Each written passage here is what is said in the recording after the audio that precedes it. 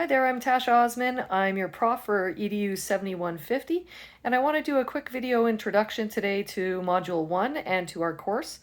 In that course, we're going to be looking at the concept of queer pedagogies and what that means and how those two words come together or sometimes come up against one another to interrogate some of the ways that societal constructs, institutions, are heavily normalized, and what does it mean to queer those spaces, not just through queer bodies and people like me or perhaps you, but also what does it mean for something institutional to be grounded in the effects and the production and reproduction of normalization.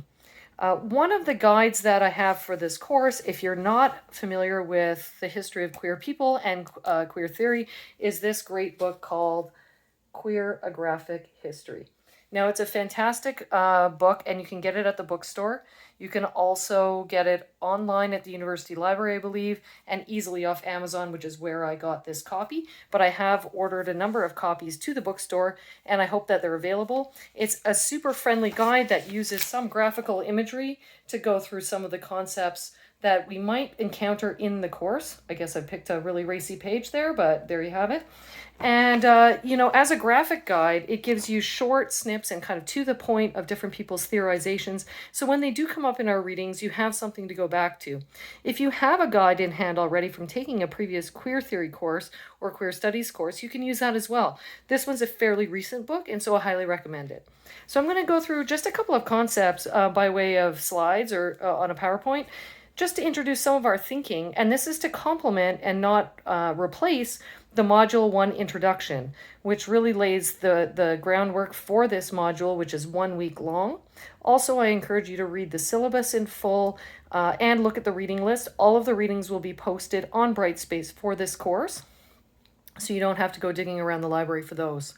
So just make sure you have a look at the Module 1 introduction, the post for this week that I'm asking you to do, and I've done an exemplar of my own for that discussion board post, and I would love to read your work in the coming week as well.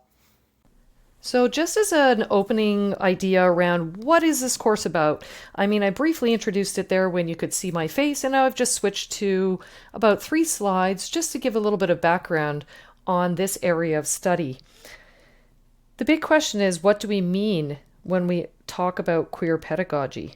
So it's a little bit tricky to define the term because it does draw on previous discourses in curriculum studies and gender theory.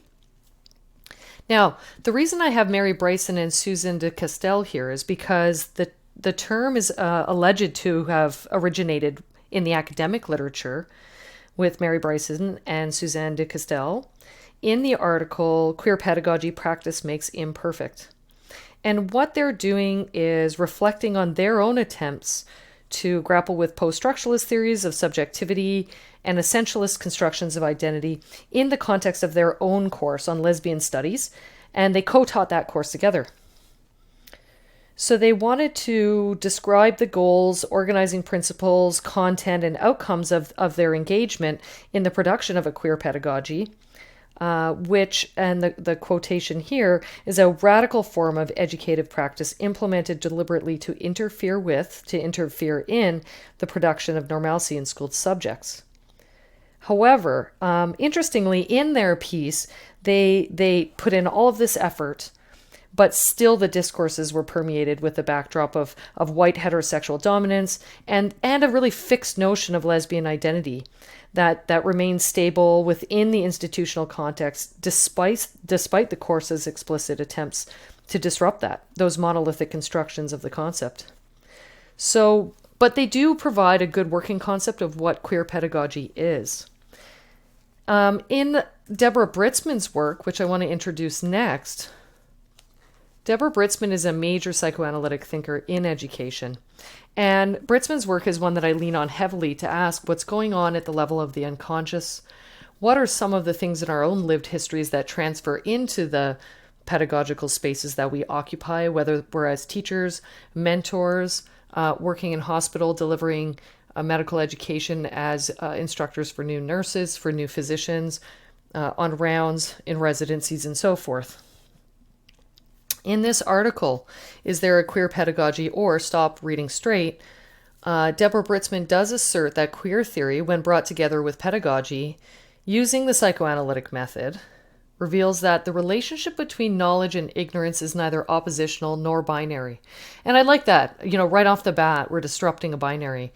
Rather, they mutually implicate each other, structuring and enforcing particular forms of knowledge and forms of ignorance. So in this way, ignorance is analyzed as an effect of knowledge. Like, knowledge produces ignorance as well, right? Indeed, as its limit, and that's the limit of knowledge, and not as an originary or innocent state. Basically, Britsman is concerned not only with what individuals can't bear to know about the world, and often we see that in educational spaces, that people can't bear to confront certain knowledges. My area of research in mathematics often comes up with this, where people shut down, or that they can't confront the numbers, or they feel that their identity is threatened by saying things like, I'm not a math person, and then that becomes a very fixed identity. So Britsman's concerned with not only what individuals cannot bear to know, but also what hegemonic discourses of normalities resist knowing.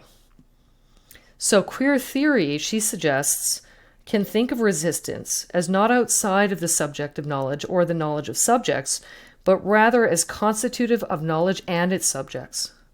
So in other words, the resistance is implicated in both the knowledge production, okay, and in terms of knowledge transmission as well. So how can we rethink both pedagogy and knowledge itself? And so Britsman's always considering the study of limits, ignorance, and reading practices, and analyzing the ways in which hegemonic discourses produce certain knowledges and subjects as unintelligible, that queer folk have actually been read or actually seen as unreadable, which is an interesting piece here, that because they can't be, they resist categorization because they are not easily located subjects. And you see that often in the school setting, especially in more conservative environments, that if we can't read it and we can't put it in a box, then it can't exist in our space, right? And then the article that we're going to read this week, Suzanne Lumen's article in Queering Pedagogy, or Pedagogy is a Pretty Queer Thing. This was a really important piece that came after Mary Bryson and Suzanne de Castell and Britsman. And in this piece, they ask, is a queer pedagogy, what's it about? Is it about and for queer students or queer teachers? Is it about teaching methods adequate for queer content? Or is queer pedagogy to become the house pedagogy of queer studies?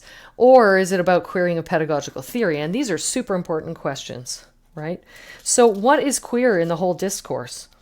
And perhaps leaning on Britsman's line into resistances, right? Considering resistance towards particular knowledges, Lumen advocates an inquiry into the conditions that make learning possible or prevent learning through looking at the student-teacher relationship and the conditions for understanding or refusing knowledge. And you see that on page 148 in our reading this week. Also, on page 142, Lumen's really helpful in pointing to the political strategies of reclaimed language when we talk about our key terms for the week, queer and pedagogy. She notes that the term pedagogue brings up this pedantic and dogmatic school teacher image and draws a link to the historically derogatory use of queer. So, and that was meant to shame people as strange and to position them as unintelligible within the discursive framework of heteronormative gender dichotomies and binary sexualities. And you see that on page 142. Although both of these terms are marked by a negative connotation, she notes that they've been, quote, refurbished to serve critical functions through different social locations.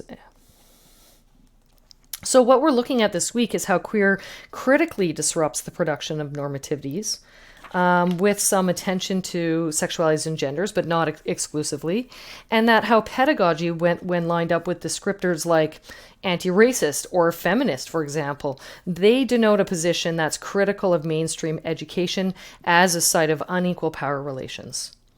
And also, Lumens suggests that these terms also share the common problem, the fate of being reduced, of reduction, that in reduction, the risk of being rendered superfluous. So in other words, they're susceptible to being taken as sort of a convenient, overarching category, a kind of shorthand, suffering from what she calls, and again on page 142, overdetermination and underdefinition. So what we want to do here is look deeply at these concepts this week. And we're going to do so by both reading the pieces that I put up for the week and also getting you to do a little bit of an exercise around what kinds of language are involved in some spaces that might be very banal or very ordinary in your own lives, and to look at some of the discursive regimes or some of the discursive terrain that you might encounter in a space, and what are the norms that are implicit in that space. So I encourage you to read through the whole module, including its introduction, and also some of the objectives and the discussion board posts for this week, and to give it a go. Just give it a nice shot and write your piece. And I look forward to reading it, and I'll give you some feedback before Module 2 or at the beginning of Module 2. All right, have a great week, people.